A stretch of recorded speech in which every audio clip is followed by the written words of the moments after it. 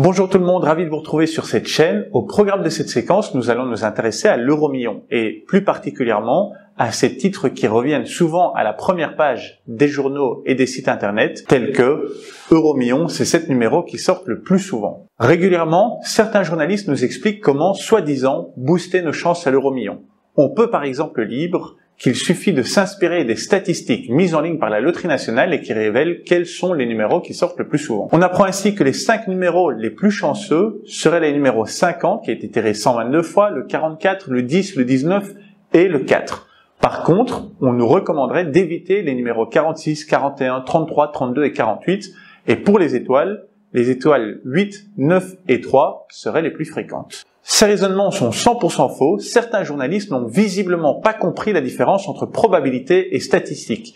Et même si certains numéros ont statistiquement été tirés plus souvent que d'autres, la probabilité qu'ils soient tirés au prochain tirage est identique à tous les autres numéros.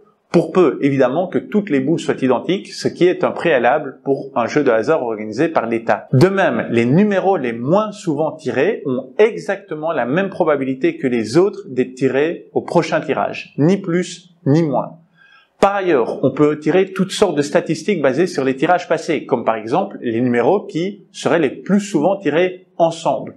Les résultats seraient encore différents de ceux mentionnés dans l'article et à nouveau, cela n'influencerait en rien la probabilité du prochain tirage. Alors soyez forts et résistez. Ne perdez pas votre argent au jeu. L'argent est suffisamment difficile à gagner. Idéalement, il faut pouvoir résister au jeu, résister à ce vice de la société, ou alors se fixer très clairement des limites et surtout les respecter.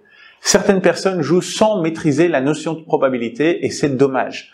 Certains jouent en maîtrisant cette notion de probabilité et c'est stupide. Ne pas jouer, c'est surtout ne rien perdre. Dans la vie, il n'y a pas d'argent facile. Pour gagner son pain, il faut se lever le matin. Il faut faire quelque chose, soit que les autres ne savent pas faire, soit quelque chose que les autres ne veulent pas faire.